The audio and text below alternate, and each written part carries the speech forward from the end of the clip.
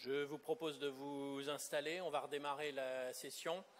Et donc, après avoir parlé des complications urologiques de la chirurgie du prolapsus en début de matinée, on va parler pendant un certain temps des complications digestives post-opératoires, de la constipation post-opératoire, des dyschésies ensuite avec M. Keralto, pour parler ensuite de la chirurgie ambulatoire et des freins et des protocoles pour réaliser cette chirurgie en ambulatoire.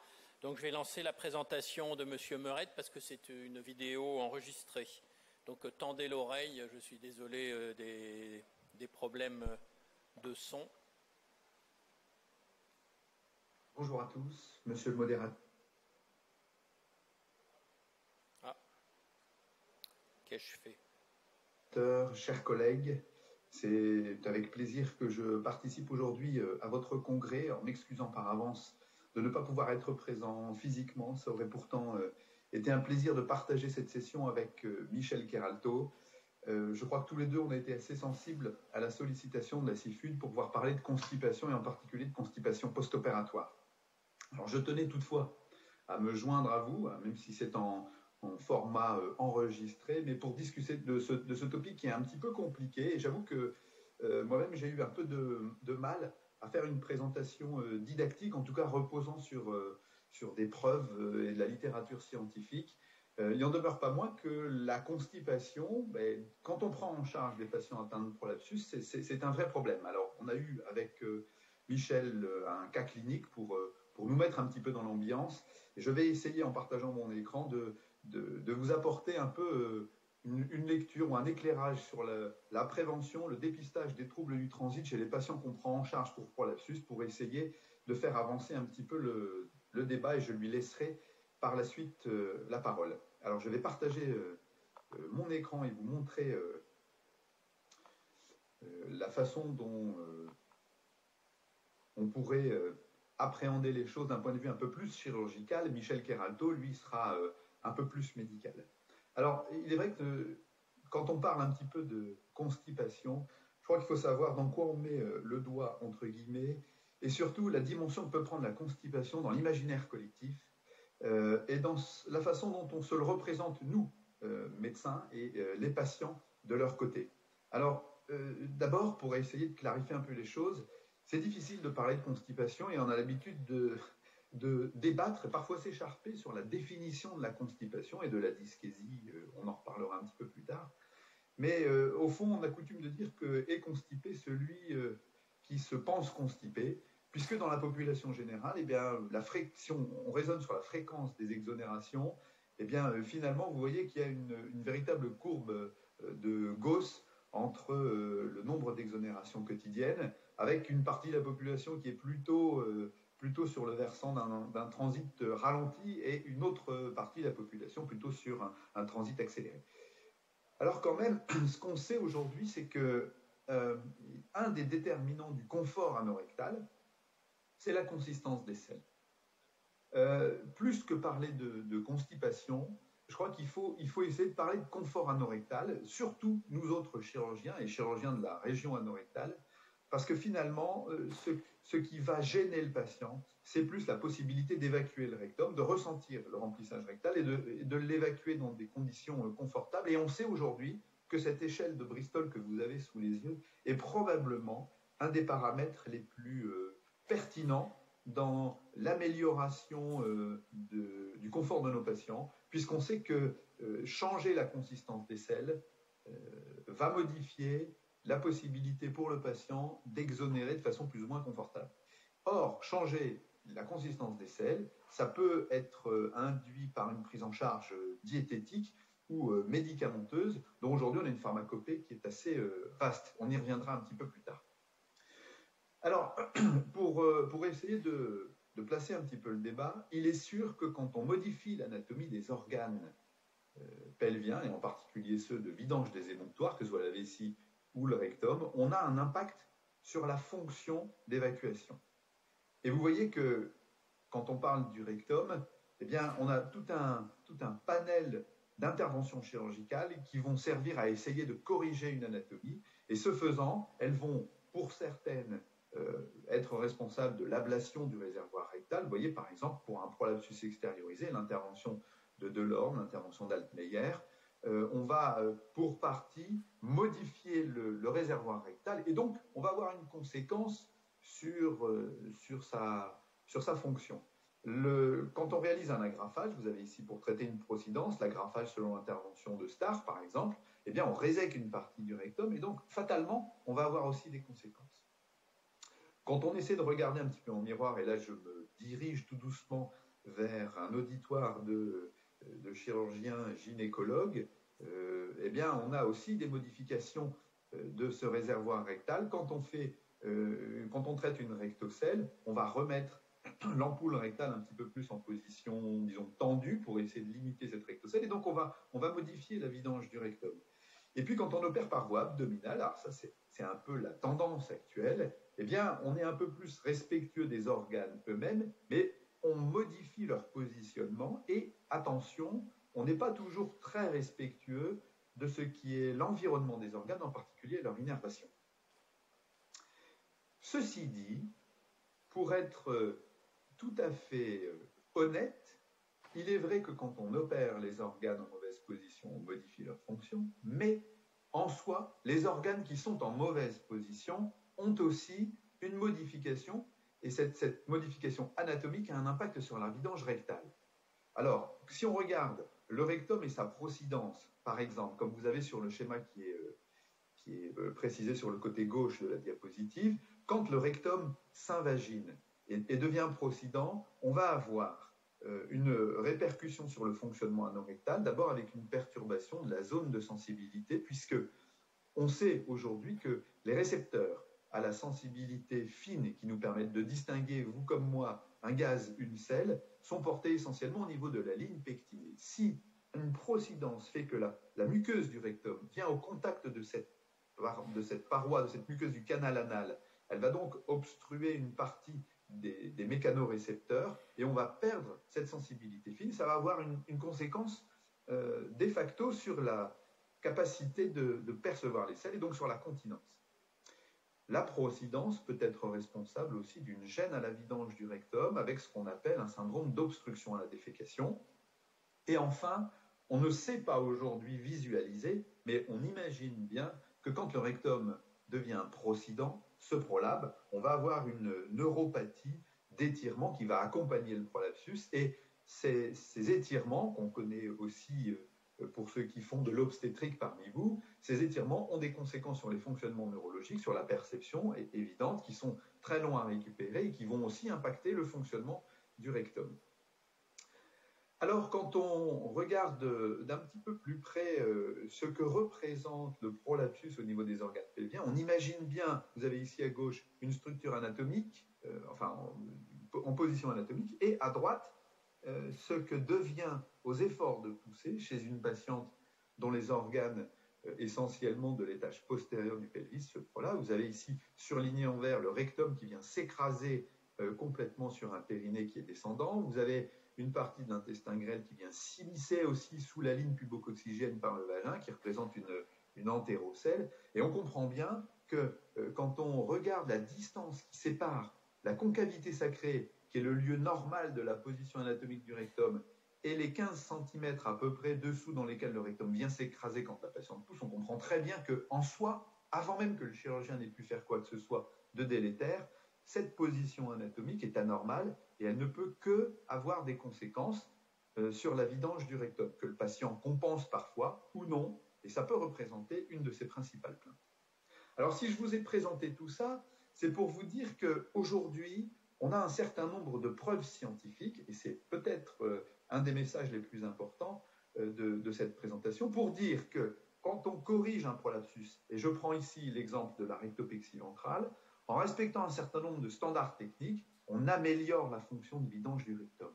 On l'améliore, c'est-à-dire, vous avez ici sur la ligne le FISI, c'est un score d'incontinence. On améliore en post-opératoire, ici avec un recul suffisant d'1 an, on améliore la continence de nos patients. Et aussi, seconde ligne, le score de constipation de Wexner, qui est un score qui qui tient compte de la fréquence des évacuations et des efforts de poussée également, et du retentissement sur la qualité de vie. On a aussi une amélioration assez significative de la vidange du rectum. Et vous voyez ici, les auteurs avaient distingué les prolapsus internes du rectum, c'est-à-dire le fait d'avoir une procidence, et le prolapsus externe, puisqu'il s'agissait là, dans cette publication, de leurs principales indications, le prolapsus du rectum. Donc, si on en croit la littérature scientifique, au moins cet article, qui provient d'une éminente équipe d'Oxford très habituée à prendre en charge les troubles du transit, globalement, on améliore nos patients en corrigeant le prolapsus du rectum, que ce soit une procidence ou un prolapsus rectal, on améliore de 50% en moyenne la continence et aussi la vidange du rectum. Alors, les bienfaits de la rectopexie sur la vidange du rectum, on les a aussi étudiés dans notre service. Et alors, je m'en excuse, mais la publication est un peu ancienne, mais c'est vrai qu'on revient souvent à des données un peu historiques pour essayer de trouver des preuves supplémentaires. On avait regardé dans une série de patients qui étaient opérés pour un prolapsus de l'étage postérieur. Dans notre série, on avait des rectoélytrocèles et des prolapsus internes et des prolapsus extériorisés du rectum. Et on avait regardé l'effet de la correction par rectopexie, c'est-à-dire par voie abdominale, sur la vidange du rectum. Et on s'était rendu compte d'une chose qui est assez intéressante, et peut-être que ceux d'entre vous qui m'ont déjà entendu disent, ils radotent, mais je le répète à chaque fois, on s'était rendu compte qu'en réalité, au plus le patient avait un score d'évacuation qui était élevé, c'est-à-dire qu'il était dyschésique, constipé, au plus la rectopexie améliorait la situation. Et donc, ce qu'on avait appris autrefois, et ce que vous avez peut-être pour certains d'entre vous en tête, ma chirurgie de correction du prolapsus peut entraîner une dyschésie, et donc je vais la limiter chez les patients qui sont très constipés ou très dyschésiques. Eh bien, retenez que c'est plutôt l'inverse qu'il faut retenir. C'est-à-dire qu'au plus les patients sont gênés anatomiquement par un prolapsus qui est responsable de constipation et de dyschésie, au plus l'intervention chirurgicale est susceptible de les améliorer. Toutefois, il faut quand même émettre un bémol.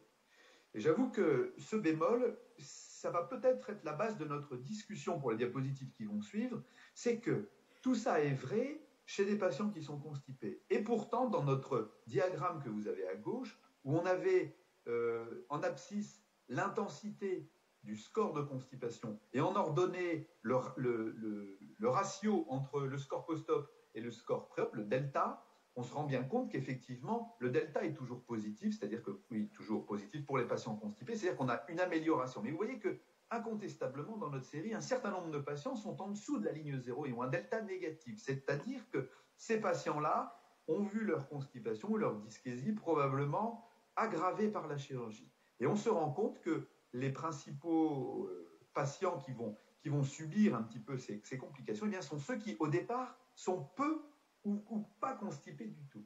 Autrement dit, pour résumer la situation sur cette diapositive, quand on prend en charge un patient par voie abdominale et qu'on lui fait une rectopexie alors qu'il est très constipé, on améliore sa constipation.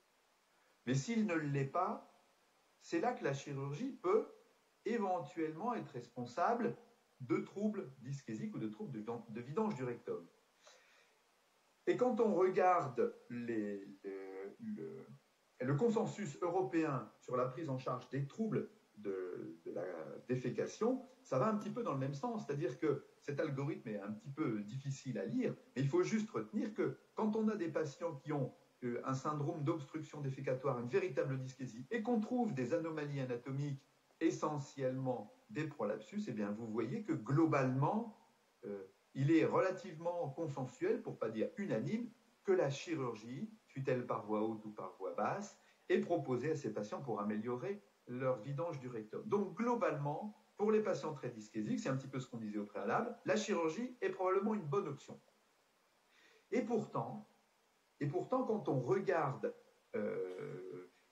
d'autres revues qui sont peut-être un petit peu moins spécialisées en coloproctologie, qui s'intéressent de façon un petit peu plus globale aux différentes approches opératoires du prolapsus, on se rend compte que, quelle que soit la voie d'abord, finalement, eh bien, quand on regarde le facteur constipation, on se rend compte que les conclusions sont beaucoup plus mitigées, voire prudentes, en disant que finalement, quand on corrige la paroi postérieure du vagin par voie laparoscopique, par sacrocolpo-périnéopexie, il faut se méfier parce que les problèmes d'évacuation peuvent être aggravés ou bien inchangés par la chirurgie. Pareil, quand on fait une réparation par voie vaginale, il n'est pas certain qu'on améliore l'obstruction à la défécation et que globalement, cette obstruction à la défécation, elle peut être responsable aussi d'un facteur de risque de récidive. Donc, tout incite un petit peu à la prudence, alors que je viens d'essayer de vous démontrer que finalement, la chirurgie est une bonne option. C'est ça qui est difficile. Alors, si on cherche à aller plus loin, à trouver une explication à cette discordance dans la littérature entre une littérature très spécialisée coloproctologique où on dit finalement le meilleur traitement de la dyschésie c'est d'opérer les patients, et puis une littérature on va dire un petit peu plus éclectique, plus dirigée vers la gynéco ou la pelvipérinéologie, où on dit mais attention parce que quand on opère ces patients on peut avoir des complications.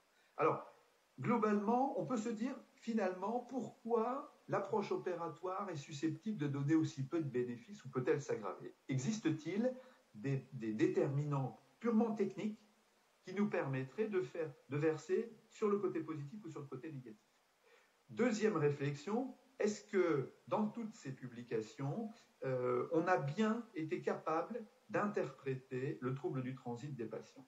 Et là, évidemment, je vais prêcher un petit peu pour ma paroisse en disant que quand on s'intéresse à des revues coloproctologiques, on est un petit peu plus sensibilisé au diagnostic de la constipation, et je vais essayer de vous expliquer que peut-être un certain nombre de patients ont peut-être été mal évalués en préopératoire, ou on n'a pas recherché de façon systématique ces troubles du transit qui aujourd'hui sont susceptibles de rester identiques ou bien de n'être que peu améliorés par la chirurgie, ce qui pourrait expliquer qu'on ait des discordances selon la littérature venant de telle ou telle appétence de société savante, spécialisée ou non.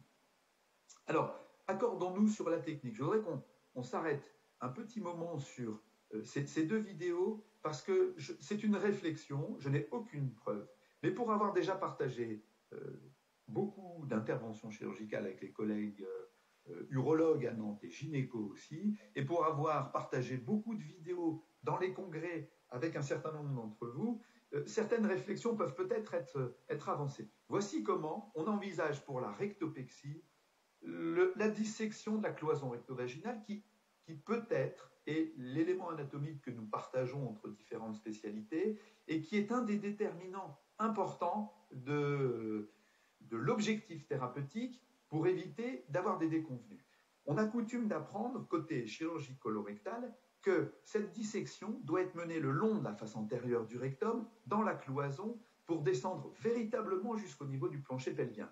Et on a coutume d'interdire, disons, d'être très prudent avec ce qu'on appelle les faces latérales du rectum de chaque côté, dont on sait aujourd'hui qu'elle constitue la partie la plus latérale et antérieure du mésorectum et qui porte les vaisseaux rectaux, l'artère rectale moyenne et surtout toute l'innervation du rectum.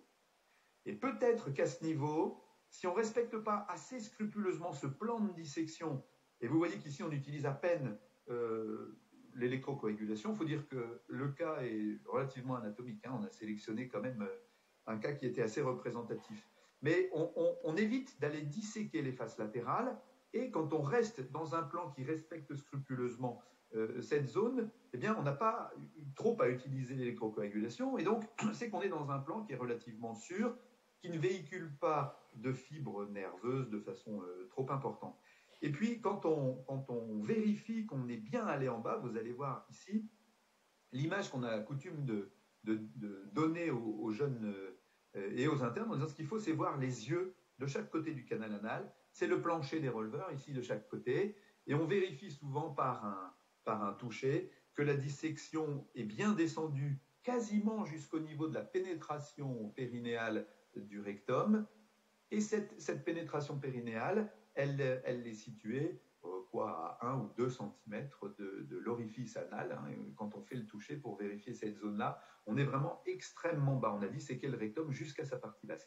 Et vous voyez qu'on a évité au maximum d'aller de chaque côté au niveau de ce qu'on appelait autrefois les ailerons, on n'a plus le droit de dire ça, mais qui aujourd'hui sont les parties latérales du mésorectum.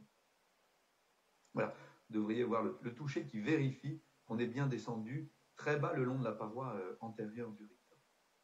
Alors pour cette dissection, on utilise habituellement une valve vaginale pour rétracter le vagin et exposer de façon un petit peu plus visible la cloison recto-vaginale. Alors, si je vous ai montré cette vidéo, c'est que je voudrais vous soumettre cette image d'IRM en vous montrant ce qu'on apprend en tant que chirurgien colorectal quand on commence à faire de la chirurgie colorectale et notamment laparoscopique. Ici, la patiente est mise dans une position de décubitus, qui est la position opératoire quand on fait une laparoscopie pelvienne.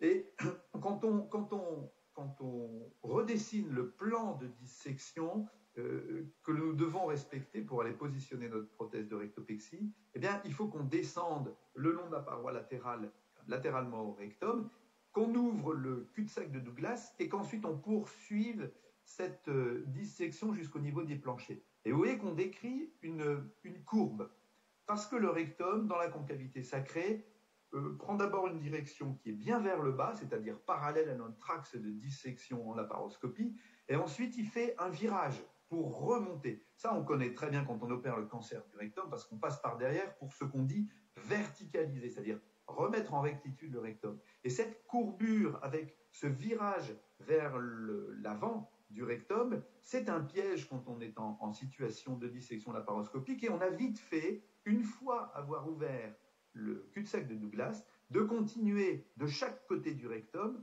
et croyant descendre dans la cloison recto-vaginale, en réalité, on est encore à mi-rectum, et si en plus on a l'idée, et je fais là un clin d'œil à un certain nombre d'entre vous, mais on a la fausse bonne idée, mauvaise bonne idée de dessiner une prothèse à laquelle on va faire 2 jambages pour venir les insérer sur le plancher de chaque côté du rectum, attention d'être certain d'avoir bien poursuivi le plan de dissection en longeant le vagin et de ne pas aller directement sur le plancher en regard, en rectitude du cul-de-sac de Douglas, sinon indiscutablement, on va aller agrafer le plancher postérieur et pas du tout le plancher au niveau de la cloison recto-vaginale. Et là, peut-être, comme on a pu le voir sur certaines défécographies, mais j'en ai pas à vous montrer, on peut entraîner un coude sur le rectum et partir disséquer avec notre prothèse dans le méso et aller blesser les nerfs qui sont à cet endroit et avoir un effet un peu contre-productif sur la vidange du rectum. C'est une hypothèse, je n'ai aucune preuve à formuler, mais que je vous soumets à la réflexion parce que je trouve que c'est important de garder en tête que si on insiste auprès des chirurgiens colorectaux pour éviter d'aller disséquer de chaque côté et de bien rester en avant le plus possible jusqu'à ce qu'on rejoigne le plancher, c'est bien parce qu'on a l'histoire, l'historique et l'expérience de la blessure des nerfs quand on fait des dissections sur les ailerons latéraux. Et il faut être assez optimiste parce que si aujourd'hui ce problème technique, je vous l'expose, et on a la possibilité, le loisir, grâce à la CIFUD et vous tous, d'en discuter ensemble, c'est probablement que cette expérience, d'autres le font. Vous voyez sur cette publication, volontairement, de façon un peu provocatrice, je dis qu'elle met en avant le robot, mais ce n'est pas ce qui m'a intéressé du tout dans ce papier. Ce qui m'a intéressé, c'est que c'est une des premières publications qui nous a montré que quand on avait une discussion multidisciplinaire et que la décision thérapeutique et opératoire était prise en interdisciplinarité, essentiellement entre des urologues, des gynécos et des chirurgiens colorectaux, et bien globalement, tout allait bien. C'est-à-dire que, vous voyez ici, dans leur série, tous les patients étaient discutés et la technique opératoire, disons, harmonisée entre les équipes.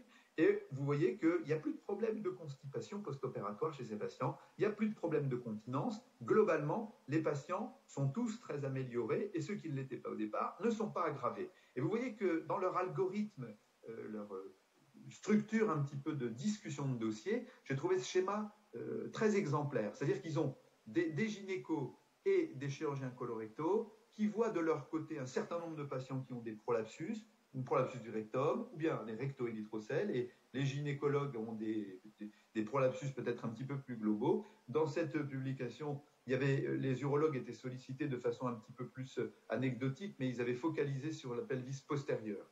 Et vous voyez que quand on partage les données cliniques, les images, et qu'on finit par apporter des conclusions ensemble, cette réunion de concertation multidisciplinaire, qu'on appelle en anglo-saxon MDT, aboutit à des prises en charge un petit peu multicompartimentale orientée. Et peut-être qu'on peut se dire, pour être un peu optimiste, que c'est grâce à ça qu'aujourd'hui, ces patients ont probablement une amélioration assez significative de la situation et qu'on peut se mettre à l'abri des catastrophes de dyschésie post-opératoire. On pourrait peut-être ajouter, ben là c'est un clin d'œil pour Michel Kheralto, on pourrait peut-être et même certainement ajouter d'avoir dans ces concertations pluridisciplinaires, quand les patients ont des symptômes, aussi un gastro-entérologue spécialisé en proctologie, parce que Dieu sait qu'on a souvent, de façon associée à nos prolapsus, des maladies hémorroïdaires ou des fissures anales. Et quand on prend en charge ces patients, si on veut aussi bien régulariser les choses, la gestion du transit est absolument indispensable. Et c'est là que je passe à la dernière partie de ma présentation. J'espère réussir à soutenir l'attention, parce que c'est peut-être la partie la plus importante. À partir du moment où on est capable de passer au-delà de nos discussions techniques, et j'espère qu'à la suite, il y aura une discussion sur ces techniques opératoires, mais je pense que tout ça est largement facile à solutionner. Ce qui est beaucoup plus difficile, c'est d'être certain d'opérer les bons patients, et donc de dépister cette constipation sous-jacente. Je vais vous montrer ceci, et avec la permission de Véronique Viton, je lui ai piqué une ou deux diapositives sur des présentations qu'elle fait de façon assez régulière sur la constipation, pour vous dire que, d'abord, c'est extrêmement fréquent. Et donc, forcément, parmi vos populations de patientes qui ont des prolapsus, comme les nôtres, il y en a beaucoup qui ont des troubles du transit et de la constipation. Et vous voyez dans cette publication, qui est déjà un petit peu ancienne, on a pu montrer que non seulement c'était important dans la population américaine, vous voyez, que, deuxième message, la constipation avait un retentissement colossal sur la qualité de vie des patients. Et ça, je crois que c'est quelque chose que nous, coloproctologues, on mesure bien quand on les voit arriver en salle d'attente et qu'on les voit dans la salle de consultation. Ça peut durer parfois quelques heures, et je pense que Michel Kheralto m'en est témoin. Mais pour ceux qui ne sont pas de la spécialité, je pense qu'on ne mesure pas l'impact que peut avoir cette constipation sur la qualité de vie. Et dernier message de cette publication qui était absolument extraordinaire, même si elle est un peu ancienne, c'est que quasiment un patient sur deux était insatisfait de sa prise en charge. Et on s'intéresse uniquement là à des patients qui étaient spécifiquement suivis pour constipation. 82% des patients estimaient que les traitements qui leur étaient administrés manquaient d'efficacité. Autrement dit, imaginez donc qu'un patient constipé vienne en plus pour un prolapsus et que vous lui proposiez une intervention pour ce prolapsus. Même si votre intervention est idéale, il y a déjà quasiment une chance sur deux pour que le patient, en lien avec son transit uniquement, soit mécontent de la prise en charge. Pas à cause de la chirurgie, parce que de base, c'est un patient mécontent. Alors, la constipation, ça se dépiste comment? Il y a les critères de Rome qui ont permis de standardiser les critères diagnostiques. Peut-être Michel Kheralto en parlera. En tout cas, les critères de Rome parlent autant de fréquence de selle que d'effort de poussée pour aller à la selle. Et c'est là qu'est un petit peu l'intérêt de ces critères de Rome qui ont bien reconnu, d'une part, la constipation de transit et la constipation terminale. L'échelle de Bristol, on en a parlé lors de la première diapositive, c'est aussi un des déterminants du transit, puisque, quelle que soit la situation de constipation, elle est influencée par la consistance des selles. Et on a coutume de dire qu'en dehors des Bristol 3-4, point de salut. Donc il faut, avant de se précipiter sur des thérapies plus agressives ou plus invasives, déjà avoir une bonne gestion diététique et une bonne analyse du transit des patients pour essayer d'améliorer cette situation. C'est très important. Et ensuite, on a le temps de transit colique. Vous avez une photo ici. Le temps de transit colique, c'est extrêmement simple. Tout le monde peut le prescrire. On fait ingérer aux patients un petit kit avec des petits pelés qui sont radio-opaques. Donc, dans le commerce, les pelés sont vendus en petites gélules. Donc, c'est le Transit Kit qui n'est pas remboursé, qui n'est pas très cher. Et on leur fait prendre une gélule pendant 6 jours, et au matin du 7e jour, on fait une radiographie d'abdomen sans préparation et on compte les pelés. Et quand on multiplie par 2,6, alors il y a plusieurs ABAC, enfin nous on utilise celui-là, on multiplie par 2,6 le nombre de pelés retrouvés sur l'abdomen sans préparation, et ça nous donne une idée du temps de transit colique en heures. Un temps de transit colique en heures normales, c'est à peu près 30 heures, entre 20 et 40 heures. Et quand on arrive à des 80, 100, 110 heures, et bien on a ce qu'on appelle l'inertie colique. C'est aujourd'hui probablement un des critères diagnostiques les plus pertinents pour pouvoir savoir comment est le transit du patient. Et dépister ça en préopératoire de chirurgie du prolapsus ne va pas faire contre-indiquer la chirurgie, mais va indiscutablement faire prendre conscience aux médecins et aux patients qu'il existe un trouble du transit et que la chirurgie va peut-être améliorer la situation, mais pas forcément. Et en tout cas, il faut aussi prévenir cette constipation post-opératoire et ces efforts de poussée. Alors, on commence tout juste à prendre conscience de l'importance de la constipation dans le prolapsus. Vous voyez, j'ai retrouvé ce papier très récent qui date du mois de mai 2022 à propos d'une population jamaïcaine. 108 patients avaient été soumises à un questionnaire systématique. Et en fait, cette publication est assez amusante parce qu'elle faisait écho à plusieurs publications, c'est un petit peu à la mode, sur les différences entre les ethnies afro-américaines ou hispano-américaine sur l'impact et la fréquence de survenue du prolapsus. Et donc, l'objectif de cette publication n'était pas du tout de parler de constipation, mais de montrer que finalement, il n'y a pas plus de facteurs de risque chez les patientes d'origine jamaïcaine que sur le reste de la population nord-américaine. Et en particulier, eh bien, dans le dépistage systématique avec des scores, on s'aperçoit qu'il y a 31% des patients qui ont une constipation et de façon accessoire, 14% avaient une incontinence anale. Donc, et là, on était vraiment dans une population d'origine, on va dire, purement de recrutement gynécologique. Donc, il faut peut-être passer un petit peu au-delà de nos croyances respectives en disant qu'on n'a pas les mêmes malades et se dire qu'en fait, on a peut-être les mêmes, mais qu'on ne pose pas les bonnes questions. Alors, vous voyez, sur cette publication, malheureusement, aujourd'hui, et c'est peut-être un mauvais message à faire passer, le peu de publications qui essaient d'évaluer la constipation comme un facteur de risque de récidive ou de survenue de prolapsus ont du mal à montrer qu'il existe un lien direct. Même s'il nous semble évident, vous voyez, ça n'est pas significatif dans les grandes méta-analyses. Méfiez-vous de ces publications. D'abord, il n'y en a que 2 sur un collectif de plus de 30 publications. Et puis, la question était constipation, êtes-vous constipé? Oui, non. Autant vous dire qu'aujourd'hui, il n'y a pas plus stupide comme façon d'évaluer la constipation. On a aujourd'hui des outils qui sont extrêmement pertinents pour pouvoir chiffrer et quantifier la constipation. On ne peut pas se contenter de cette ligne pour dire qu'il n'y a pas de lien entre constipation et survenue de prolapsus, parce que de toute façon, elle était mal évaluée, ou pour certaines, pour la plupart, pas évaluée du tout. Donc c'est à nous, à vous, de faire l'effort dans nos publications scientifiques de systématiquement interroger les patientes sur leur transit et sur leur constipation. Et l'enjeu est important, non seulement pour pouvoir changer notre discours, mais aussi pour prévenir les récidives. Et là, malheureusement, je n'ai pas de possibilité de vous apporter d'arguments scientifiques. Est-ce que cette constipation est un facteur de risque prouvé de récidive? Parce que les dernières publications que j'ai citées ici, dont certaines émanant de très grandes équipes absolument incontestablement compétentes, mais peinent encore à introduire le facteur constipation dans l'étude de leur cohorte. Et je crois que c'est un effort qu'il faut qu'on fasse. On le fait en chirurgie colorectale quand on évalue la rectopexie aujourd'hui, mais peut-être que pour tous les prolapsus, il faut systématiquement évaluer le confort anorectal.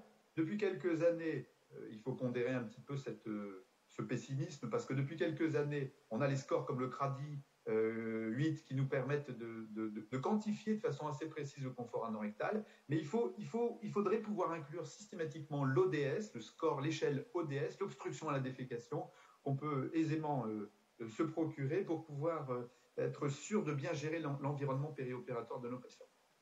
Alors, j'ai pris quasiment une demi-heure pour vous dire, j'espère, ces principaux messages, que d'abord tout me semble être dans la prévention. Vous voyez que je n'ai pas parlé de traitement de la dyschésie post-op, ça sera ma diapo de transition avec Michel Kheralto, mais sachez que si un patient est très constipé et dyschésique en préopératoire, il y a quand même aujourd'hui de fortes chances pour que la chirurgie du prolapsus, quelle que soit sa voie d'abord, améliore la situation, à condition de bien respecter les standards techniques et éviter de disséquer les faces latérales du rectum si on fait une approche par voie haute, où circulent les déterminants de la vidange et de la continence du rectum.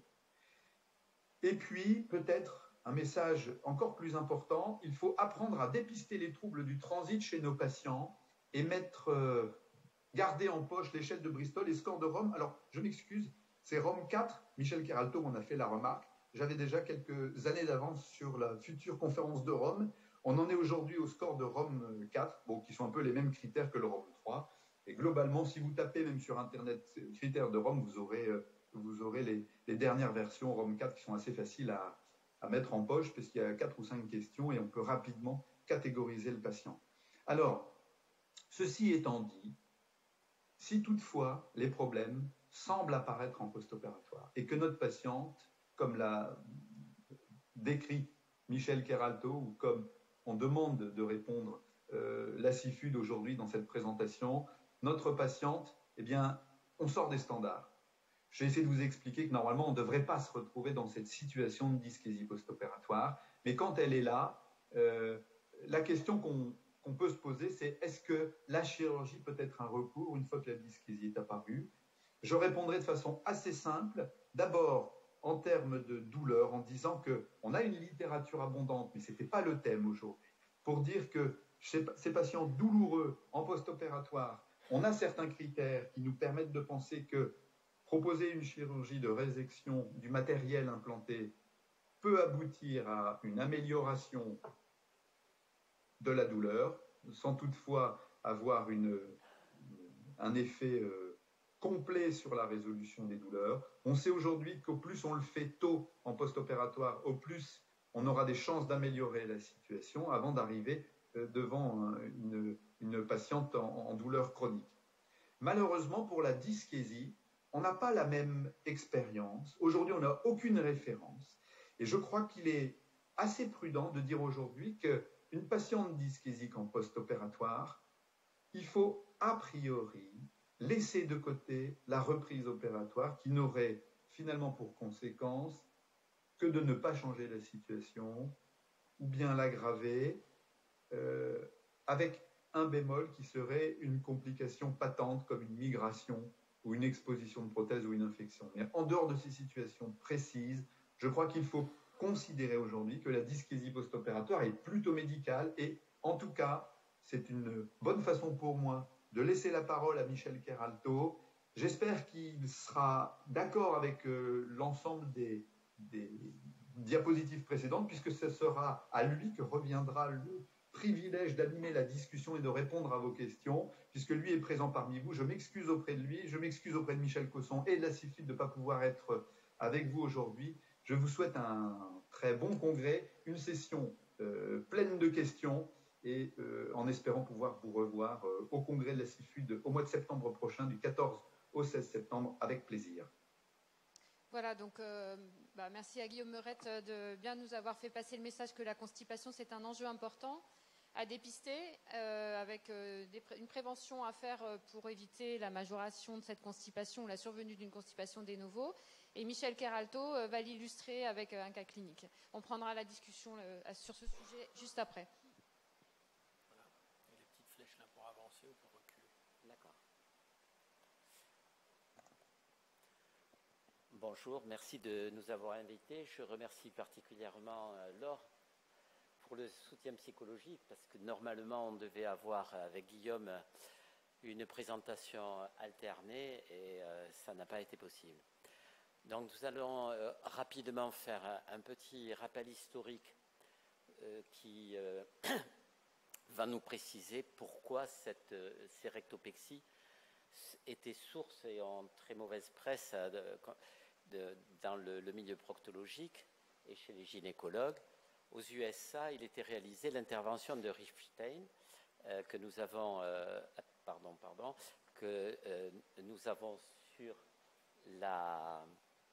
le petit cartouche du milieu. Il s'agissait de mettre en place une prothèse pratiquement circonférentielle, très serrée à la partie haute du rectum. Elle était adhérente à la partie haute du sacrum. Et cette constipation était tellement importante que, de manière quasi systématique, était réalisée une sigmoïdectomie. Les Anglais ont pensé que la dyschésie était due à l'étranglement du rectum par cette prothèse. Et Wells a proposé toujours une prothèse, mais en arrière, hémicirconférentielle, et sans aucune amélioration. Alors en France, Horloig a proposé 2 petites bandelettes, parce qu'au départ, il y avait une bandelette, et il a dit, si je mets 2 bandelettes, il y aura moins de récidives. Mais comme ces bandelettes étaient sur le côté, et donc elles touchaient ce qu'il ne faut plus appeler les ailerons du rectum, la constipation était peut-être un petit peu moins importante, ça dépendait où se mettait la bandelette, mais toujours présente. Et la récidive était plus importante, bien sûr, que les interventions anglo-saxonnes. Est arrivé M. Dour, le Belge, qui a parfaitement compris que c'est ni la bord postérieure qui constipait, ni la strangulation, mais c'était des lésions des nerfs au niveau latéral. Et donc il a réalisé la rectopexie ventrale qui rapidement s'est imposée comme gold standard, d'abord sur une 50aine de patients, puis après sur une 100aine. Et cette intervention a élargi ses indications sur le prolapsus interne associé à une incontinence anale et sur les rectocèles dyschésiantes. C'est ce qu'a dit tout à l'heure Guillaume, c'est-à-dire la patiente qui est constipée en rapport avec une rectocèle, vous réalisez une intervention de Dour et grossièrement, vous avez 2% de risque, 5% de risque qu'elle ne soit pas améliorée. On parle rapidement de la défécation. Alors la défécation normale se fait en 4 temps. Perception du besoin, distension abdominale, contraction des muscles abdominaux et de la paroi rectale, relaxation du système strié. Et l'évacuation se fait. Lors de la dyschésie, il y a un ralentissement du transit qui probablement est responsable de l'altération de la sensation de besoin. Le gradient de pression recto-anal devient défavorable. Le relâchement de la sangle du système strié est insuffisant. Il peut intéresser soit le sphincter externe, soit le puborectal, soit les 2 systèmes. Et les forces propulsives sont alors inefficaces. Donc, le diagnostic de constipation, comme l'a dit Guillaume, se fait avec 2 outils. L'échelle de Bristol, il vous l'a commenté, et les critères de Rome 4. Selon Rome 4, on décrit 3 constipations. La constipation fonctionnelle, le diagnostic se fait sur des symptômes. Le syndrome de l'intestin irritable type constipation, le diagnostic se fait également sur des symptômes. Et la dyschésie, il n'y a pas de symptômes spécifiques et le diagnostic ne peut se faire que sur des examens complémentaires. Et ça, c'est un petit peu important et on va le revoir tout à l'heure. Donc, pour le diagnostic de la dyschésie, il faut avoir une constipation soit dans le cadre de l'intestin irritable, soit dans le critère de la constipation fonctionnelle. Et 2 examens positifs sur ces 3, évacuation incomplète lors des épisodes de poussée à la radiologie ou à l'IRM. À la manométrie, il existe une analyse et ou une expulsion impossible du ballonnet. Au bout de 3 minutes, le ballonnet est gonflé à 50 cc d'eau. Ce sont les proctologues qui font ça. Mais bon, ils ont toujours le caca entre les mains, ça ne les gêne pas. Quel bilan d'un prolapsus rectal? Alors, pour le prolapsus rectal, on est obligé, puisqu'on veut parler de dyschésie, de réaliser des examens complémentaires. L'autre avantage, c'est que la médecine la chirurgise de plus en plus, et pour se protéger, je crois qu'on a quand même intérêt à avoir un bilan complet pour dire à la patiente, voilà, vous étiez comme ça, maintenant vous êtes comme ça. Donc c'est tous ces examens, la manométrie, la radiologie, l'échographie et éventuellement le temps de transit colique. Si l'on observe un symptôme de nouveau, donc le proctologue doit proposer un traitement, mais surtout demander au chirurgien s'il n'y a pas une malfaçon. Le chirurgien dit il y a une malfaçon, mais il dit je ne fais rien. En général, c'est ce qui se passe. je vous présente un dossier d'une patiente qui est patiente, puisque depuis 2012, ça traîne. En 2012, c'est une patiente qui a alors 64 ans. Elle consulte pour des urgenturies. Et son médecin traitant l'a envoyé voir un radiologue, faire une IRM. Et elle vient avec l'IRM et elle dit voilà ce que j'ai, il faut que l'on m'opère. Donc elle est au centre du Périnée où toutes les spécialités sont réunies le même jour. Donc c'est une patiente somme toute banale, G2P2, ménopausée à l'âge de 45 ans, THS. Elle a une fibromyalgie, je pense qu'il faut se méfier un petit peu parce que ce sont des patientes qui sont sous antidépresseurs, qui ont des problèmes douloureux qui ne sont pas faciles. Elle a un antécédent de chirurgie et de fissure. Le BMI est normal, pas de tabac, pas d'alcool, pas de sport. Bon, madame, l'examen clinique uro et gynéco, donc je rappelle, c'est une patiente qui est très demandeuse. Elle se plaint d'urgenturie et de pollakiurie. C'est sûr que toutes les nuits, elle se lève 3-4 fois. Il n'y a pas d'infection urinaire, il n'y a pas de tabac. On retrouve une cystocèle, une hystérocèle, une rectocèle, bref, le tonus périnéal est conservé. Il n'y a pas de fuite à l'effort, pas de dyspareunie. L'examen clinique, cette patiente ne se dit pas constipée, mais comme on voit qu'elle est gourmande, on lui propose un gâteau.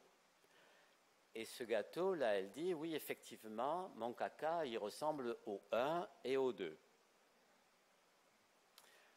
On fait alors le score ODS. Le score ODS, il est de 0 à 3 sur 8 items. Tous les items sont scorés en fonction de la fréquence des symptômes, sauf bien sûr le dernier, qui est en fonction du temps. Et vous voyez, l'ODS est très faible, puisque, bon, certes, elle reste longtemps aux toilettes, les difficultés sont fréquentes. Et si on regarde les items, regardez bien tous les items de l'ODS, on va les retrouver tout à l'heure dans la constipation du ROM4. Et voilà le ROM4. Et le ROM4, il faut avoir des symptômes depuis au moins 6 mois.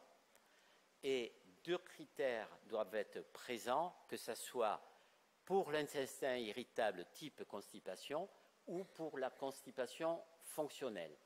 On commence par la constipation fonctionnelle parce que c'est la plus simple.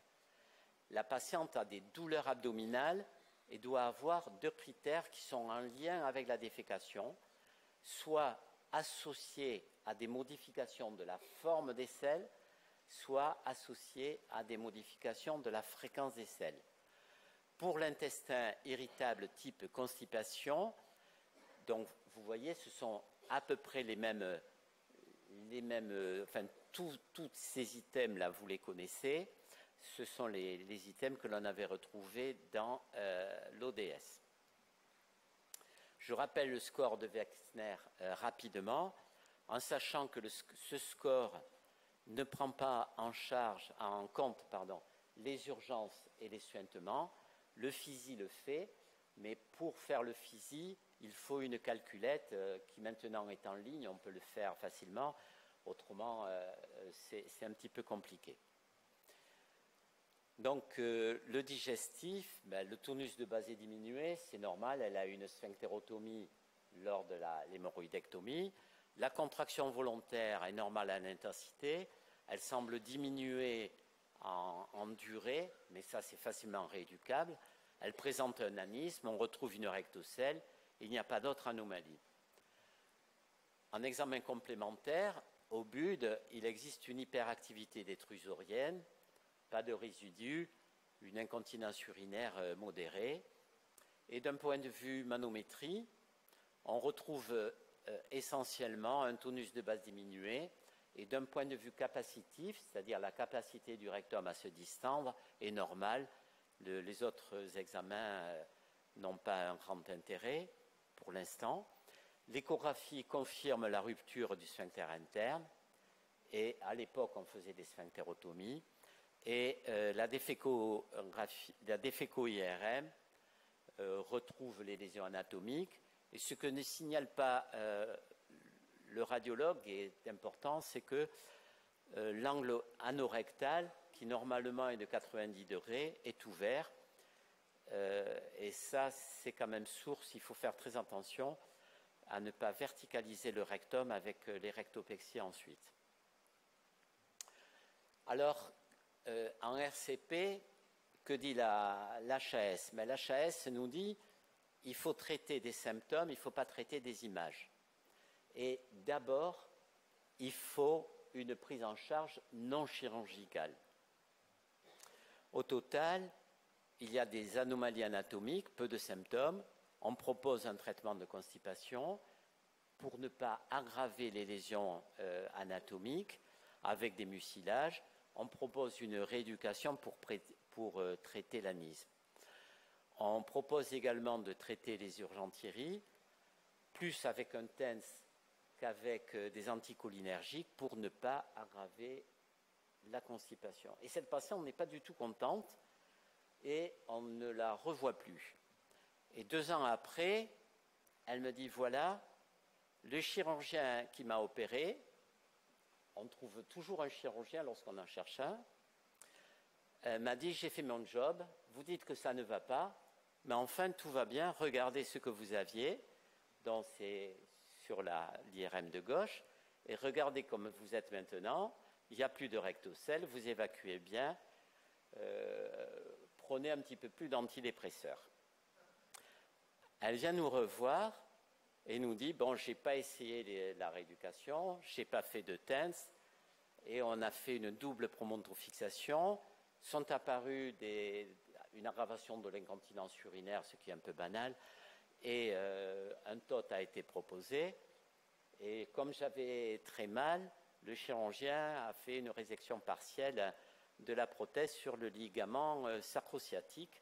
J'ai toujours aussi mal. Donc cette patiente est très algique, elle est dyspareunique, elle est urgenturique, elle est dyschésique et elle est incontinente anale, avec d'une part une incontinence anale active, c'est-à-dire elle se dit si je ne me dépêche pas, il va falloir que je me change, elle tient moins de 5 minutes, et une incontinence anale passive, les petites boulettes dures, là, elles se retrouvent dans la culotte assez facilement. Cliniquement, il n'y a pas de trouble statique pelvienne, c'est sûr, la prothèse est bien sentie, mais par contre, l'ODS qui était à 5 ou 6, là je ne m'en souviens pas, est passé à 18 sur 24, il y a une aggravation nette, et le Wexner qui était à 3 ou 4 est passé à 15. Le BUD montre une aggravation des urgenturies, et ce qui est intéressant, c'est sur la manométrie, le système capacitif montre qu'il n'y a plus de compliance du rectum. Les autres critères sont inchangés. Et là, la discussion paraît intéressante. Donc on peut se dire, mais aucune preuve, là je demande, c'est dommage qu'il n'y ait pas Guillaume, est-ce que cette prothèse n'est pas trop tendue?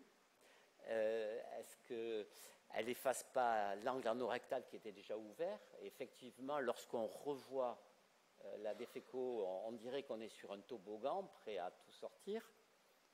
Est-ce que cette prothèse n'est pas trop serrée autour du rectum parce qu'elle est carrément hémicirconférentielle dans le compte rendu? Et est-ce que c'est pas ça qui est responsable de la microrectie? Finalement, elle a une microrectie et les urgences défécatoires. Est-ce que la rectocèle ne freinait pas déjà l'aisselle qui arrivait, puisqu'elle avait... Bon, alors, je vous mens, je n'ai pas eu Guillaume, ça a été une discussion sur Toulouse, et bien sûr, le chirurgien, on dit, on n'enlève pas la prothèse et on ne fait pas de section de prothèse. Alors, nous sommes bien embêtés, et nous avons donc une patiente qui est donc dyschésique et qui est incontinente. Qu'est-ce qu'on peut lui proposer? Des mucilages pour traiter la constipation. Le courant interférentiel, c'est un TENS avec des courants croisés.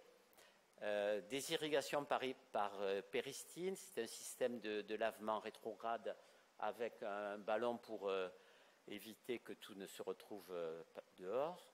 Un malone endoscopique ou chirurgical et une stomie. Qu'est-ce qu'on peut proposer pour l'incontinence anale? Et pour l'incontinence anale, on peut retrouver certains items. L'irrigation par péristine, du botox dans la paroi rectale, le malone, la stomie. On sait que le TENS peut améliorer les urgenturies et les urgences défécatoires. La neuromodulation sacrée peut améliorer les urgenturies et les urgences défécatoires. Et on peut également proposer, si ça va mieux, de réaliser une lipostructure du sphincter interne pour traiter l'incontinence anale passive. Les petites boulettes qui sortent sans avoir la sensation du besoin. Alors nous avons exclu le botox, car ce traitement est réalisé avec une injection de botox dans la paroi rectale et on pourrait piquer le muscle. On ne sait pas si une infection de la prothèse ne pourrait pas nous être reprochée si elle apparaissait. Les irrigations par péristine, mais cette patiente n'a pas de chance, elle a une grosse diverticulose. Elle a dit tant pis, je me fais opérer de la diverticulose. Bon, on lui a dit de se calmer. Le courant interférentiel, la location est d'environ 20 €. L'achat de la machine, c'est 300 € et 20 €, c'est pendant 3 mois. Si ça ne marche pas, on arrête. Mais elle ne voulait pas dépenser 60 €. Une stomie malone était hors sujet. Donc on est revenu au point de départ, des mucilages et du biofeedback et du TENS. Et finalement, le TENS a amélioré de manière modeste les urgenturies. Il y a une amélioration notable sur les urgences défécatoires. Et 1 an après le TENS, nous l'avons implanté et nous avons une meilleure qualité de vie, mais on en est quand même loin. Et au terme de 2 ans, nous avons réalisé une lipostructure du sphincter interne. Il n'y a plus de suintement, il n'y a plus d'incontinence passive, mais certes, sa qualité de vie est nettement améliorée par rapport à la première diapositive, mais cette dame est nettement moins bien qu'en préopératoire. Donc, voilà, c'est sûr, là, il y a 2 prothèses, elles sont belles. La patiente est toujours douloureuse. Qu'est-ce qu'on pourrait proposer là-dessus? Rien, c'est trop tard, Guillaume l'a dit, on vous l'a dit. Je vous remercie de votre attention, j'espère ne pas avoir été trop pénible. Et si vous avez des questions chirurgicales, je ne pourrai pas vous répondre. Merci beaucoup, Michel. On va ouvrir la discussion. Fait peur ce cas quand même. Moi j'avais une question par rapport à l'évaluation, parce que ça c'est une patiente typiquement qui n'avait aucun symptôme avant. C'est celle dont a parlé Guillaume qui était les plus à risque finalement d'avoir une constipation de novo. Mais la question de moi gynécologue, c'est est-ce que j'explore bien la constipation en préopératoire de toutes les femmes que j'opère de prolapsus? Et est-ce qu'il ne faut pas, moi je fais le CRADI, voilà, je fais un Wexner quand même à minima. Et je fais un petit ODS, mais est-ce qu'il ne faut pas compléter justement avec les critères de Rome et l'échelle de Bristol systématiquement? Alors le Bristol, c'est très facile. Moi, souvent pour les détendre, parce que les dames, elles arrivent là, elles sont constipées, elles sont énervées, elles se sont agressées. C'est un homme, bon, j'ai l'avantage d'avoir l'âge, donc mais j'aime bien leur montrer le petit gâteau parce que ça les détend. Si on montre le Bristol classique, elles disent c'est pas cette couleur. Non, mais c'est pas la couleur, c'est la forme. Et on reste très longtemps. Donc voilà, tu montres ce que tu veux. Et le gros problème, c'est que très souvent, moi j'ai tout, du 1 au 7. Voilà.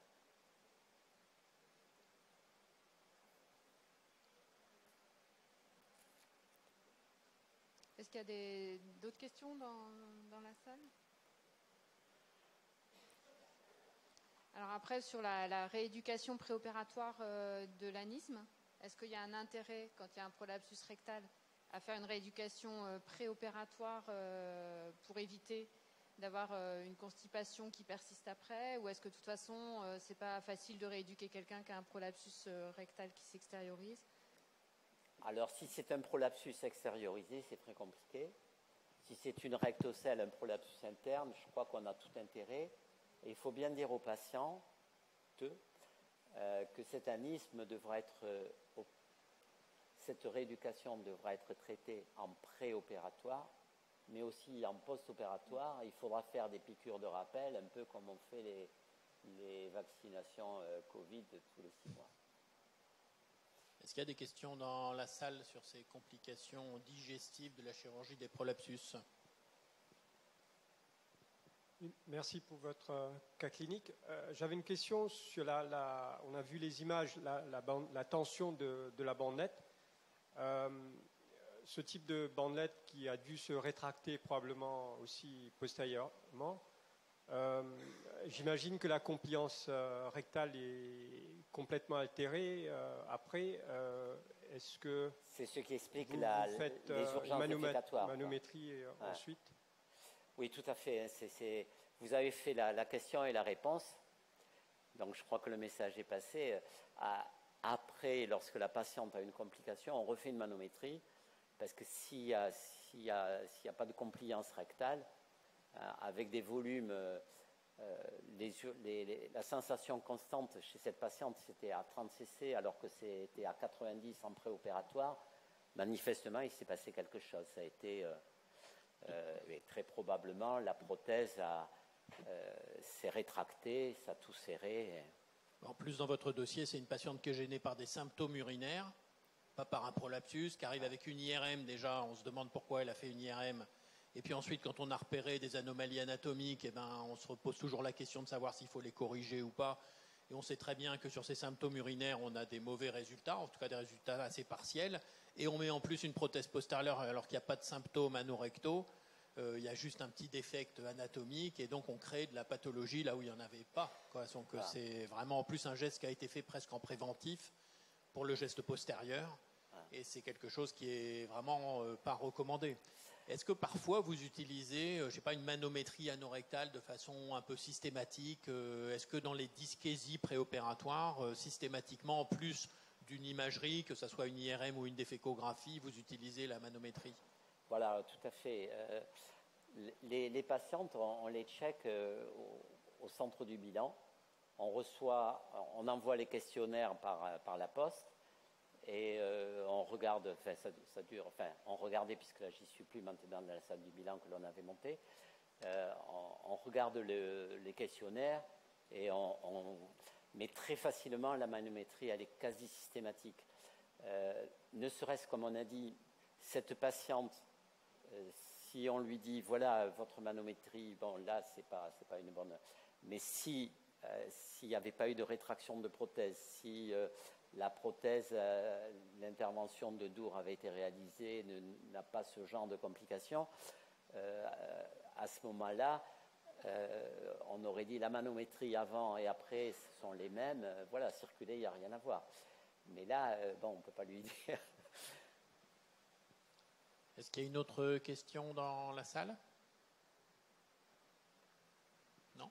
Tout est clair. Moi, j'en ai une dernière, juste ouais. sur les signes cliniques de dyskésie, parce que tu nous as dit la dyskésie, ça repose pas sur des signes cliniques. C'est pas moi qui le dis, hein, c'est. Et en fait, pour moi, il me semble que quand même la présence, le type de manœuvre que font les patientes pour exonérer les selles peut nous orienter vers une dyskésie liée à un prolapsus ou liée à un anisme. Tout à fait. Mais regarde les critères de ROM4. Alors, je suis allé un petit peu vite parce que Michel m'a dit qu'on avait beaucoup de retard. Peut-être que je n'ai pas été assez clair. Donc, intestin irritable type constipation, il y a pratiquement tous les symptômes que décrivent les dyskésiques. Mais pour ROM4, le bilan de ROM4 nous dit, pardon, je suis désolé.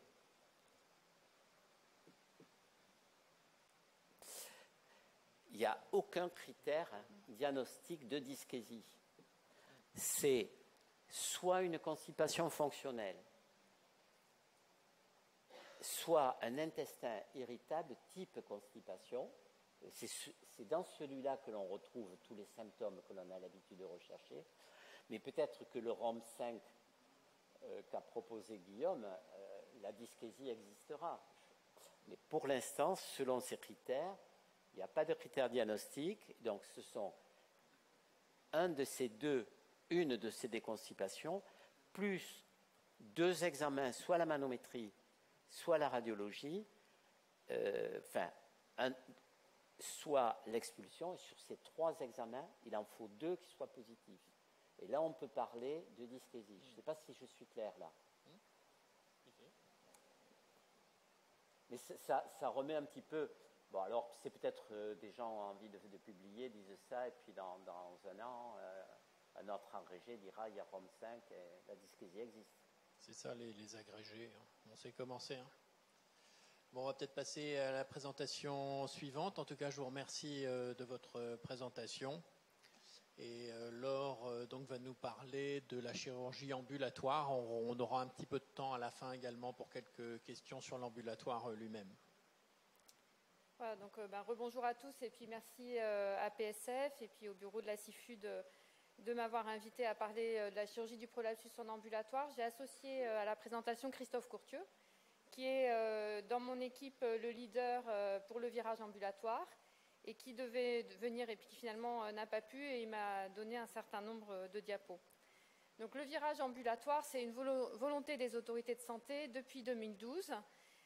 C'est un axe important pour la Direction générale de l'offre de soins, la chirurgie ambulatoire et la modalité de référence pour les patients éligibles.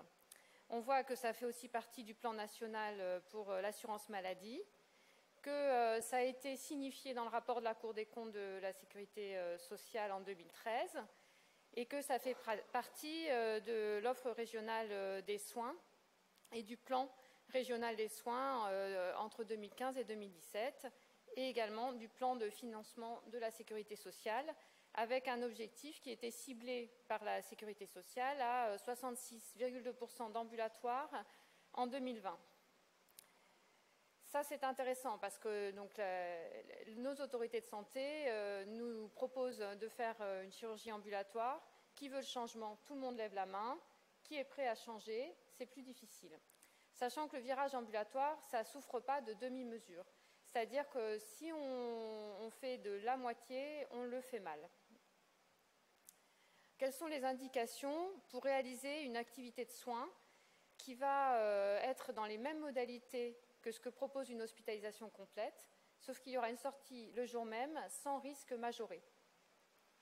Il faut être clair que pour les autorités de santé, c'est un objectif économique essentiellement.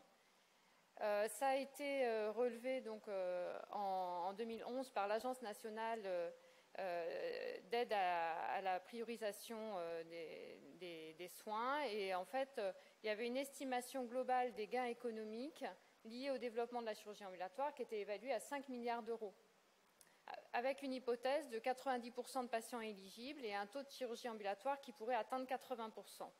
Les économies à court terme sont relativement faibles. Par contre, les économies à long terme sont basées sur une réduction de l'hospitalisation complète, avec une réduction du nombre de lits de 53 000 contre 81 000 lits en 2011, ce qui faisait moins 65% de lits d'hospitalisation. De la même façon, étant donné le raccourcissement de l'hospitalisation, la tarification des GHS devait diminuer d'environ 10%. Entre 2011 et 2017, par exemple, pour la chirurgie de l'incontinence urinaire, et la diminution des GHS, qui sont donc le financement de nos activités par la sécurité sociale aux établissements de santé dans lesquels on travaille, aboutissait à une économie substantielle.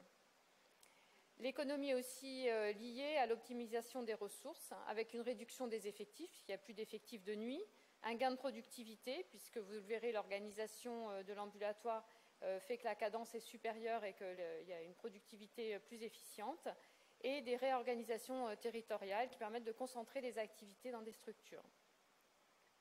Les bénéfices qualitatifs, c'est quand même un gain pour la prise en charge des patients. Il y a plusieurs études qui le montrent. Pour la chirurgie ambulatoire tout venant et pour la chirurgie du prolapsus, je vous ai mis ici l'étude qu'a réalisée Christophe Courtieux au sein de notre équipe sur la faisabilité de la chirurgie ambulatoire sur 157 patientes, et on a montré que les patientes qui avaient été éligibles à l'ambulatoire avec un succès d'ambulatoire avaient une réduction du nombre d'infections urinaires post-opératoires. Cela est lié au sevrage de sondes vésicales plus rapide pour les patientes qui ont été accueillies en ambulatoire. Globalement, les patientes sont satisfaites de la prise en charge ambulatoire, avec un taux de satisfaction dans les études qui est relativement élevé, et donc dans notre étude qui atteignait 93,5% pour les patientes qui étaient éligibles et qui avaient accepté l'ambulatoire parce que certaines d'entre elles l'avaient refusé. Il y a aussi un bénéfice pour les soignants qui a été montré au travers d'une étude sur un centre de chirurgie ambulatoire. Et les soignants, médecins comme infirmières, et on dira davantage les infirmières que les médecins, ont exprimé une opinion positive concernant le mode d'organisation dans les services ambulatoires qui était proche de 90%.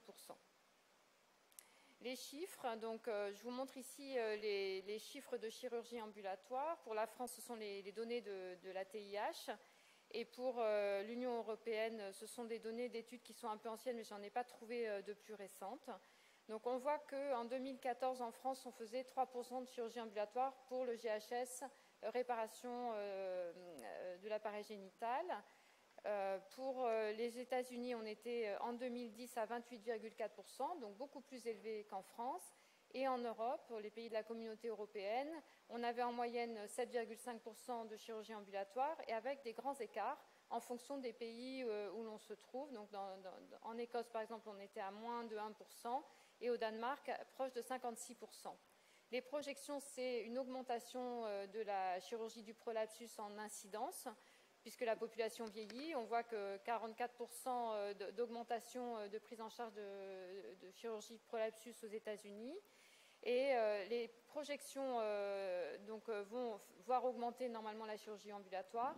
Et en France, en 2021, alors il y a une diminution du nombre de procédures qui est quand même liée à un double facteur, le Covid certainement, mais aussi les recommandations et les alertes de la Haute Autorité de Santé sur la chirurgie du prolapsus.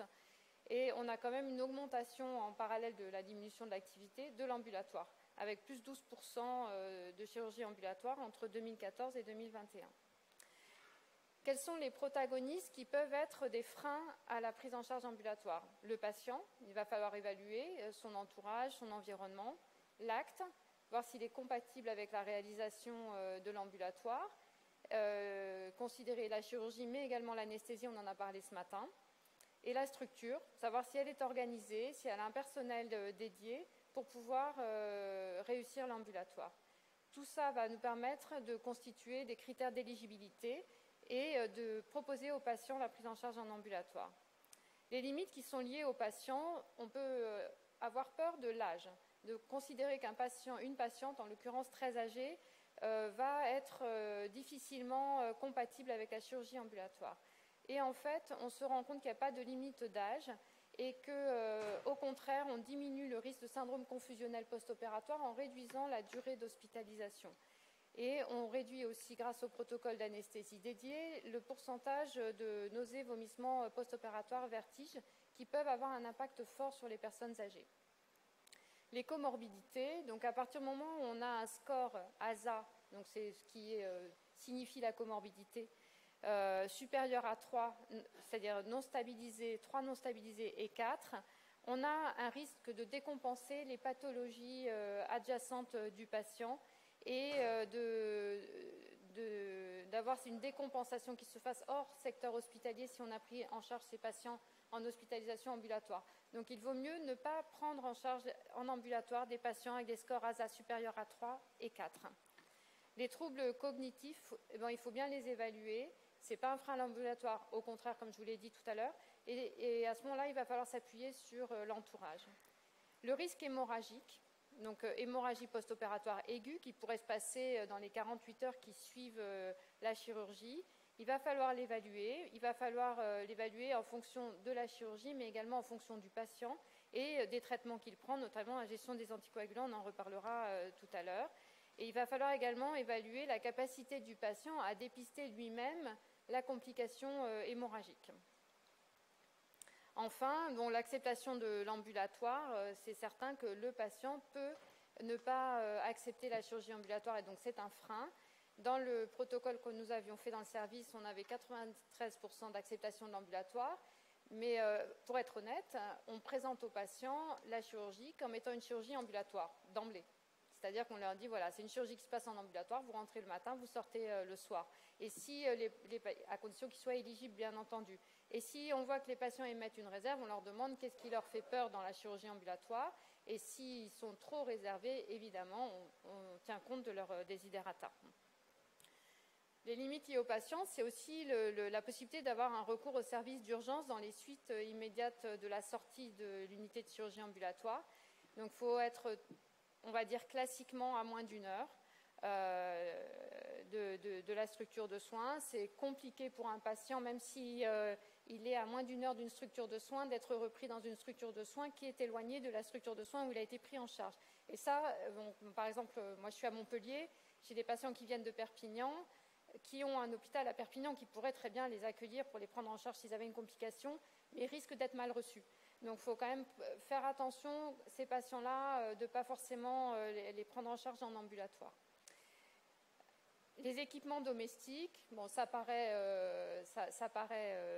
aujourd'hui incroyable de dire qu'il faut qu'on ait le téléphone, mais voilà, il faut avoir le téléphone et avoir la possibilité de déclencher une prise en charge par un SAMU ou les pompiers. Et enfin, l'aidant à domicile.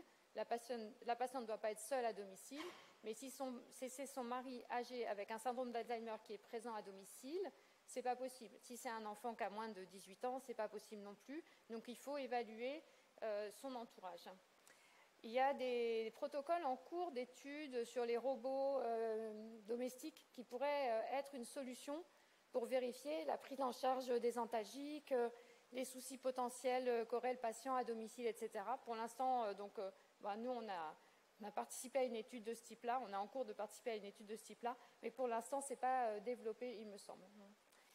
Les limites liées à l'acte, donc la durée de l'acte, c'est une espèce d'accord d'expert de dire qu'il faut que ça dure moins d'1 heure et demie. En fait, on peut aller au-delà, je vous le montrerai tout à l'heure sur des diapos. Évidemment, c'est fonction du chirurgien et de l'acte. Le risque hémorragique post-opératoire est également lié à l'acte. Il va falloir gérer les anticoagulants. Le risque rétentionnel, on en reparlera. Il est aussi fonction de l'acte et du patient. Et on ne va pas revenir sur le dépistage du risque de rétention post-opératoire. La douleur, c'est important de savoir quelles interventions sont douloureuses et vont limiter, à cause de la prise en charge de la douleur, la possibilité d'ambulatoire. Et surtout, on va essayer d'anticiper au maximum la prise en charge de la douleur en péropératoire pour que les antalgiques soient correctement pris dès la sortie du patient. Sur les nausées et vomissements post-opératoires, il y a des interventions qui sont plus à risque, mais il y a surtout des anesthésies qui sont plus à risque. Et donc, une rachianesthésie pour une chirurgie voix basse, par exemple, va être moins pourvoyeuse de nausées et vomissements post-opératoires que l'anesthésie générale qui est obligatoire quand on fait une chirurgie du prolapsus par célioscopie. Donc, ce qu'on constate donc ça, c'est toujours les données de l'ATIH sur la chirurgie ambulatoire en 2021. Il y avait 23% de célioscopie, 28% d'actes voix basse, sachant que les actes peuvent être associés. Donc, il peut y avoir aussi un mix de chirurgie célioscopique avec un geste par voix basse. On voit que la durée de l'intervention, donc théoriquement en ambulatoire, on devrait avoir davantage d'interventions courtes. Et pourtant, on a quand même un taux important, comme je vous l'ai dit, de célioscopie, ce qui donc montre bien que ce n'est pas un frein à l'ambulatoire. Et nous, on en a l'expérience, puisque toutes nos promontofixations sont faites en ambulatoire et qu'on n'a pas de chiffres là-dessus, mais on a quand même l'impression qu'elles sont à la limite moins à risque de rester et d'être en échec d'ambulatoire que les voix basses. Sur le risque hémorragique post-opératoire, la voie haute est moins à risque parce que l'hémostase est davantage contrôlée, notamment quand on fait uniquement une promontofixation antérieure. alors que la voie basse avec fixation du dôme vaginal par abord des fosses pararectales ou des fosses paravésicales est plus à risque d'un hématome post-opératoire parfois précoce qui peut se constituer et entraîner une hémorragie aiguë. Le risque de rétention est quand même dominé en termes de risque lié à l'acte par l'association d'une bandelette sous-urétrale au geste réalisé pour traiter le prolapsus. Alors, si on parle des limites liées à la structure, ça va être peut-être le plus facile à mettre en place et à corriger à condition que l'établissement et la direction de l'établissement soient convaincus de l'intérêt pour lui, mais souvent il l'est, parce qu'il comprend l'intérêt économique, de bien organiser la filière. Donc il faut que l'unité de chirurgie ambulatoire soit une unité autonome avec un personnel dédié qui est entraîné à l'ambulatoire et pas des infirmières intérimaires qui tournent d'un service à l'autre ou un pool d'infirmières de l'établissement. Et il faut que le flux des patients, enfin je vous dis il faut, mais en fait c'est mieux, et il soit individualisé. Donc par exemple, nous les patients arrivent directement en unité de chirurgie ambulatoire avec un trajet marqué au sol, sans passer par l'accueil le matin, etc. Et donc le flux est différent des autres flux d'hospitalisation dans la clinique. Au niveau du bloc opératoire et de la salle de surveillance post-interventionnelle, c'est pareil, il faut que les infirmières soient informées que c'est une chirurgie ambulatoire avec un protocole dédié. Il faut que les horaires de programmation soient compatibles avec l'ambulatoire et c'est pour ça que nous, vous verrez, on n'a pas un objectif atteint suffisant par rapport aux attendus en ambulatoire, tout simplement parce qu'en fait, moi j'ai une vacation sur une seule salle sur la journée et je ne peux pas faire tout en but, j'ai une limite. À partir d'une certaine heure, je sais que ça ne va pas marcher. On protocolise la sortie de SSPI sur score pour éviter d'attendre trop longtemps, que le patient attende trop longtemps à SSPI et qu'il puisse sortir de SSPI sur validation d'un score sans attendre l'anesthésiste. Enfin, sur la gestion du risque rétentionnel, il y a une évaluation préopératoire dont on a parlé ce matin et une procédure de surveillance des résidus post-opératoires puisque le patient est descendé à la sortie du bloc et qu'on initie la surveillance des bladder scans dès la salle de réveil, puis ensuite dans l'unité de chirurgie ambulatoire avec des équipes qui sont entraînées à ça et un protocole à l'appui auquel elles peuvent se référer. Et la dernière question, c'est la seniorisation des actes, parce que c'est évident que ça joue sur la durée opératoire. Et ça peut être un frein pour certaines structures, notamment hospitalo-universitaires. Donc nous, on est une clinique ESPIC, on a des internes, et donc c'est vrai que sur les promontofixations, quand je confie une partie de l'intervention à l'interne, je ne confie pas toute l'intervention, parce que je sais que sinon ça va être un frein pour que je puisse faire 2 promontos en ambu dans la journée. Donc, sur les résultats de cette étude qu'on avait menée dans le service, il y avait 70% des patientes qui étaient éligibles, 82% de succès ambulatoire et les principaux échecs étaient liés à la difficulté de reprise mictionnelle dans 65% des cas. Donc, c'est ce dont on a parlé ce matin.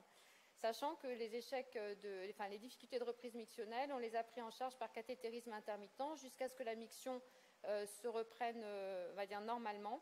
Et en général, c'est J1, J2. Les déviations du protocole d'anesthésie ont été un facteur de risque d'échec d'ambulatoire. Et ça, c'est difficile de mettre les anesthésistes dans la boucle, surtout que nous, maintenant, on a des intérimaires. Et en fait, il faut qu'ils appliquent le protocole qui a été choisi par l'équipe d'anesthésie pour que ce soit au mieux réglé, pour qu'il y ait moins de nausées et vomissements post-opératoires, un réveil plus rapide, etc. La durée de la procédure est aussi un facteur de risque, de prolongation de l'hospitalisation, parce que le patient va sortir tard du bloc opératoire. Et une fin de procédure après 12 heures était aussi un facteur de risque d'échec d'ambulatoire. Quelles sont les limites médico-légales? Parce qu'effectivement, ça peut faire peur de faire de la chirurgie ambulatoire. Moi, je dois dire qu'il ne doit pas y avoir de grain de sable, parce que la patiente, elle vient pour une chirurgie ambulatoire, elle ne se rend pas compte que c'est une chirurgie qui est parfois complexe. Et s'il y a une complication, elle peut ne pas comprendre qu'elle venait pour entrer-sortie le jour même comme une coloscopie et qu'en fait, elle a eu une complication grave. Donc, on doit quand même s'appuyer un peu sur des données de la littérature, sur la faisabilité du geste qu'on propose en ambulatoire. Je vous ai listé ici les gestes classiques, la bandelette. La cure de prolapsus sous cellule, on peut se reposer sur l'étude de Sinal. Pour les hystérectomies, il y a eu aussi des évaluations. Voilà, le sphincter artificiel, pour l'instant, on n'a rien. Enfin, les experts, ils vont regarder que vous avez bien une organisation sans faille et que vous avez suivi les recommandations de vos sociétés savantes. Il y avait une limite économique, et je pense que vous l'avez tous subi, puisque nous, on a démarré l'ambulatoire assez tôt, mais que notre directeur n'était pas content, puisqu'on perdait de l'argent entre ici, donc nous, on a un GHS public, pour l'hospitalisation ambulatoire, avec quasiment 1 000 € d'écart en 2013 entre l'hospitalisation ambulatoire et l'hospitalisation complète. Sauf que, heureusement que la Haute Autorité de Santé a compris qu'il y avait un intérêt économique global pour réaliser l'ambulatoire et a fait converger les financements des GHS ambulatoires et hospices complètes. Donc aujourd'hui, c'est la même tarification du GHS, que vous fassiez de l'ambulatoire ou de l'hospitalisation complète, avec une augmentation substantielle ici grâce au Ségur, et ce qui fait que c'est une chirurgie qui devient extrêmement rentable pour les établissements, et donc vous pouvez leur vendre le projet ambulatoire sans problème, d'autant plus que vous allez mettre de moins en moins de prothèses. Donc les prothèses étant incluses dans le GHS, vous allez leur faire également des économies. Quels sont les risques? Le risque, c'est d'en faire trop sous la pression. C'est-à-dire qu'on vient d'en parler, de la pression financière. Vos établissements vont vous dire il y a de l'argent à se faire, allez-y. Les autorités de santé nous disent allez-y, faites de l'ambulatoire, réduisez les durées d'hospitalisation, etc. Et on risque de dériver vers des non-respects des critères d'éligibilité ou non-respect des critères de sortie. L'autre risque qu'on rencontre plutôt actuellement, c'est de n'en faire pas assez par excès de précaution, par crainte. Voilà. Donc en fait, on voit ici, pour les bandelettes, la cible c'est 90% pour les autorités de santé. En 2021, sur les chiffres de la TIH que j'ai regardé, on est à 69,5% en France. Pour les prolapsus, l'objectif c'est 70%. On est à 15,5%, comme je vous l'ai dit tout à l'heure. Et pour l'hystérectomie, l'objectif c'est 70% et on est à 6%. Je vous ai mis ici les chiffres qu'on a nous, parce qu'on fait de l'ambulatoire grâce à Christophe Courtieux depuis très longtemps pour les bandelettes. Donc on est à 93% pour les bandelettes, 51% pour le prolapsus et 38% pour l'hystérectomie. Le conseil qu'on peut donner, c'est d'évaluer la possibilité dans vos centres lors d'une phase préambulatoire, on va dire, ou préalable, en ayant choisi des bons patients, etc. Et en élaboration, grâce à ces patients qui sont des candidats faciles, des procédures et ainsi permettre aux équipes d'être rodées et moins avoir peur d'ensuite faire du tout en but. En conclusion, il n'y a pas de limite a priori à la chirurgie ambulatoire à condition qu'on respecte les critères d'éligibilité. Il faut bien les évaluer. Il faut bien protocoliser le chemin du patient et ça c'est la suite, le topo suivant que je vais vous présenter. Et enfin, le facteur majeur limitant aujourd'hui l'ambulatoire dans la chirurgie du prolapsus, c'est la reprise mictionnelle. Voilà, je vous remercie pour cette partie-là.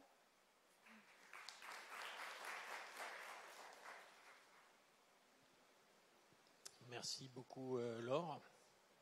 Est-ce qu'il y a des questions pour Laure? Est-ce que tu veux que j'enchaîne avec... parce que j'ai un deuxième topo sur le protocole, en fait. Peut-être vite fait alors aussi, si tu peux, puisqu'on est sur la... je vais très vite. Ouais.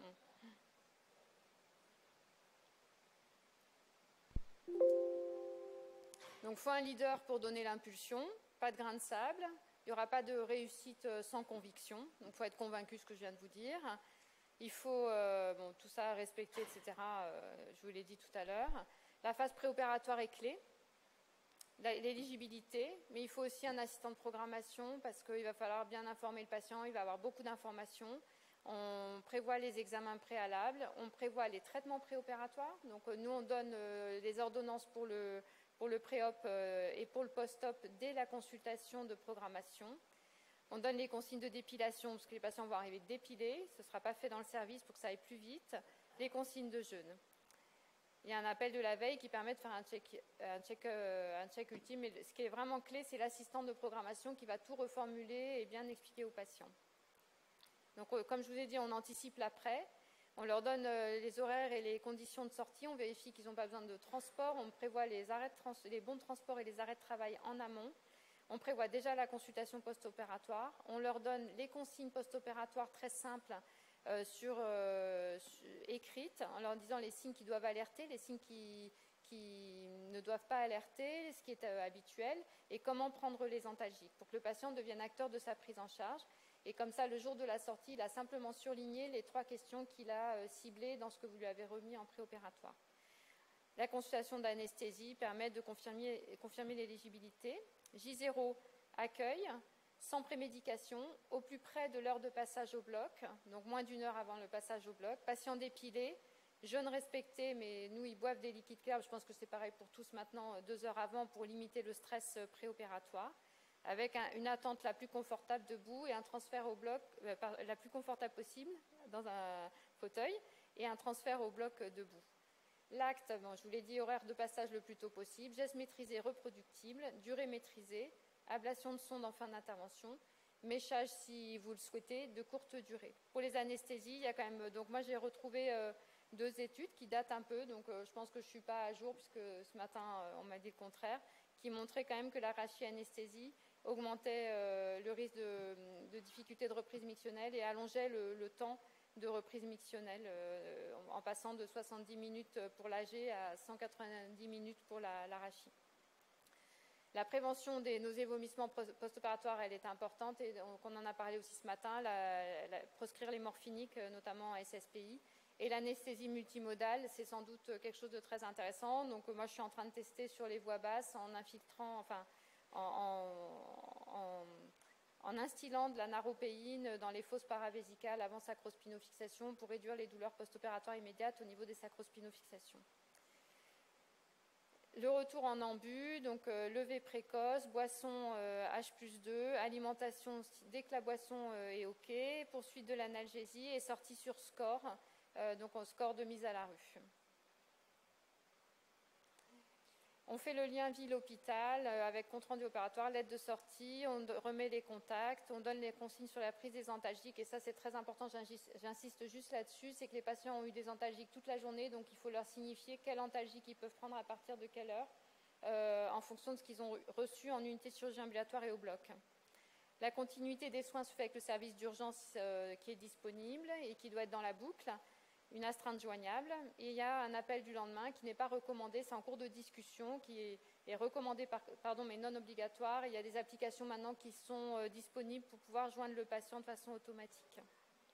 Bien entendu, c'est plus facile si les médecins généralistes et les urgentistes sont dans la boucle. Donc le mieux, c'est de signifier sur le courrier préopératoire que le patient sera pris en charge en chirurgie ambulatoire et que les urgentistes qui travaillent avec vous sachent que vous faites de la chirurgie ambulatoire pour ce type de chirurgie qui est quand même une chirurgie un peu lourde. Les acteurs doivent être impliqués. L'assistante de programmation dont je vous ai parlé, elle doit être bien formée. Les équipes de soins, bien entendu, qui doivent être bien formées aussi et protocoliser la façon de faire. Et les équipes d'anesthésistes, on en a parlé tout à l'heure. Le mieux, c'est d'évaluer la satisfaction des patients et d'avoir un retour d'expérience pour pouvoir réajuster vos protocoles en fonction des retours que vous aurez eus de la part de vos patients. Donc, en conclusion, anticiper la sortie au maximum lors de la programmation, faire participer le patient à sa prise en charge, ça d'expérience, je trouve ça vraiment très très bien, et protocoliser, standardiser au mieux tout le parcours de soins, y compris l'acte chirurgical, et surtout y croire.